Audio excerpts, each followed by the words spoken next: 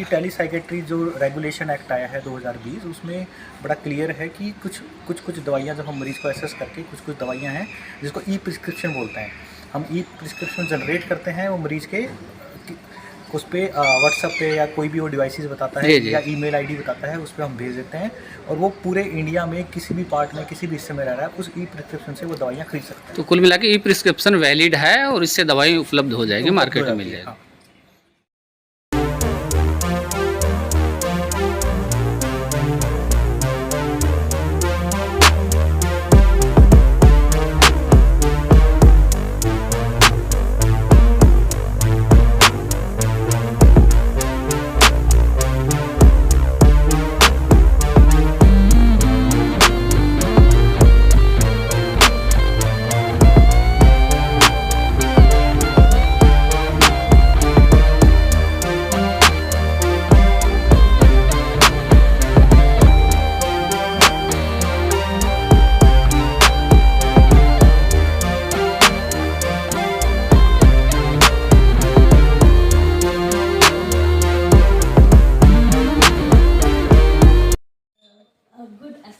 Right, I would also like to have that part from your side. So, in seconding to the thought which somebody just spoke regarding the sensitization of the caregivers, we already know that in severe mental illness there are a lot of caregivers burden, and we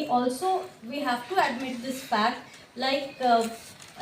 in these conditions there are because most of us are budding professionals, yes, and they should be knowing this, that this is a separate entity in which we need to focus on, which we normally miss in our routine practices. But people still feel that दवाई खाना तो easier है, long term जितना मर्जी दवाई खिला दो, but training process घर में भी जाके वही चीज़। मैं डॉक्टर सिंह मेहरा, या working as associate professor department of psychiatry PGI Chandigarh. हमारा डिपार्टमेंट आज एक प्रोग्राम करा रहा है CRE, जिसको कंटिन्यू रिहेबिलिटेशन एजुकेशन प्रोग्राम के नाम से भी जाना जाता है। तो इसमें हम आज जो कार्यक्रम में क्या कर रहे हैं कि जो मरीज़ हमारे पास आते हैं उनमें हम न्यूरोसाइकोलॉजिकल टेस्ट होते हैं, जैसे कि ब्रेन के कुछ टेस्ट होते हैं जिसमें हम कॉग्निटिव फंक्शन जैसे कि याददाश्त, सोचने की क्षमता, इस प्रकार के टेस्ट को कैसे किया जाए, उनकी कैसे जाँच की जाए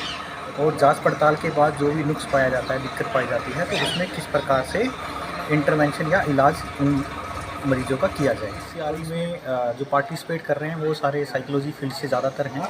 जैसे स्टूडेंट्स भी हैं जो दूसरे इंस्टीट्यूट में काम कर रहे हैं, वो सारे प्रतिभागी हैं एज ए डेलीगेट। और जो स्पीकर हैं इसमें हमने मुख्य रूप से निमहैंस से डॉक्टर रुपेश BN को बुलाया है, डॉक्टर हरपाल जोशी भी हैं और कुछ हमारे PGI से हैं जो इस टॉपिक के ऊपर बात करेंगे और इस विषय में डिस्कस करेंगे। कुल मिला के जो मेडिकल स्टाफ हैं आप उनको ट्रेंड कर रहे हैं, कहने के मतलब यही कह सकते हैं। हाँ, जो मेडिकल फील्ड से रिलेटेड हैं, जैसे हाँ, कि डॉक्टर्स हैं, साइकेट्रिस्ट हैं, साइकोलॉजिस्ट हैं जी या सोशल वर्कर हैं, तो जिनका मतलब कहीं ना कहीं हेल्थ से संबंध है, उनको हम एड्रेस करें। तो सोशल वर्कर को भी इन्वॉल्व किए हुए किया हुआ इसमें। के लिए कुछ जैसे कि मैंने बताया कि इसमें हम न्यूरोसाइकोलॉजी, मतलब ये है कि किसी को याददाश्त की दिक्कत आ रही है, भूल जाता है, चीज़ें रख के भूल जाना या कोई चीज़ याद नहीं आना या चीज़ों को एग्जीक्यूट नहीं कर पाना, कि मैंने उदाहरण के तौर पे कि मान लो कोई कार्य करना है, किसको कैसे एग्जीक्यूट करना है स्टेप बाई, तो उसको एग्जीक्यूशन नहीं कर पाना, या कुछ ऐसी चीज़ों में वर्किंग मेमोरी में दिक्कत आना या रिकॉल करने में दिक्कत आना, और या किसी चीज़ में टेंशन में कि कार्य करते हुए एकदम से उस पर ध्यान नहीं दे पाते हैं, ध्यान केंद्रित नहीं कर पाते हैं, तो इस प्रकार की कुछ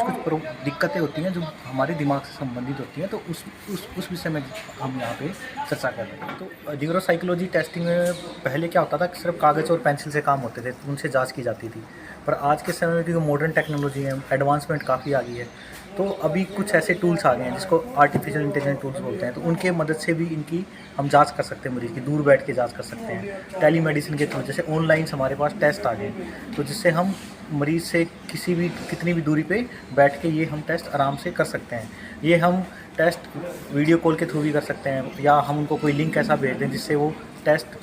पेशेंट पे हम लगा दें, वो अपना घर बैठ के कर सकता है और उसकी रिपोर्टिंग हम यहाँ तैयार करके बता सकते हैं कि उनको किस प्रकार की समस्या दिक्कत आ रही है। तो इस तरह की टेस्टिंग की व्यवस्था सिर्फ PGI में ही है या और भी कहीं शुरू हुई है? नहीं, इस प्रकार के टेस्ट जैसे मैंने बोला कि कोविड के बाद थोड़ा सा इस चीज़ पे ना थोड़ा ज़्यादा जोर लगा था, क्योंकि लोग आ नहीं पा रहे थे, तो सारे वो ऑनलाइन मोड वीडियो कॉल से। तो अभी क्या है कि मेजोरिटी जो बड़े बड़े इंस्टीट्यूट हैं उनमें ये इस प्रकार की फैसिलिटी अवेलेबल है कि वो ऑनलाइन बैठ के घर पे बैठ के अपना कुछ डिवाइसेस हैं, टूल्स हैं, उस पर वो अपना टेस्टिंग कर पा रहे हैं। और इस प्रकार लास्ट 3 और 4 ईयर्स में ना इस प्रकार की काफ़ी स्टडी भी हुई है, जिसपे हमने ऑनलाइन असेस करके पेशेंट्स को देखा है और उनकी असेस किया है कि उनमें किस प्रकार की समस्याएं हैं। सर ऑनलाइन में एक और समस्या आती है कि आपको अगर किसी पेशेंट को किसी दवाई की ज़रूरत है तो ये तो ऑलरेडी पेपर तो उसके पास, डॉक्यूमेंट तो उसके पास जाएगा नहीं, तो फिर वो मेडिसिन लेने में उसको दिक्कत नहीं आएगी, मार्केट में तो मेडिसिन मिलेगी नहीं फिर वो, नहीं, क्योंकि अभी टेलीसाइकेट्री जो रेगुलेशन एक्ट आया है 2020, उसमें बड़ा क्लियर है कि कुछ दवाइयाँ जब हम मरीज़ को एसेस करके कुछ दवाइयाँ हैं जिसको ई प्रिस्क्रिप्शन बोलते हैं, हम ई प्रिस्क्रिप्शन जनरेट करते हैं, वो मरीज़ के उस पर व्हाट्सएप पे या कोई भी वो डिवाइसेस बताता है या ईमेल आईडी बताता है, उस पर हम भेज देते हैं और वो पूरे इंडिया में किसी भी पार्ट में किसी भी हिस्से में रह रहा है उस ई प्रिस्क्रिप्शन से वो दवाइयाँ खरीद सकते हैं। तो कुल मिला के ई प्रिस्क्रिप्शन वैलिड है और इससे दवाई उपलब्ध हो जाएगी, मार्केट में मिल जाएगी। हाँ।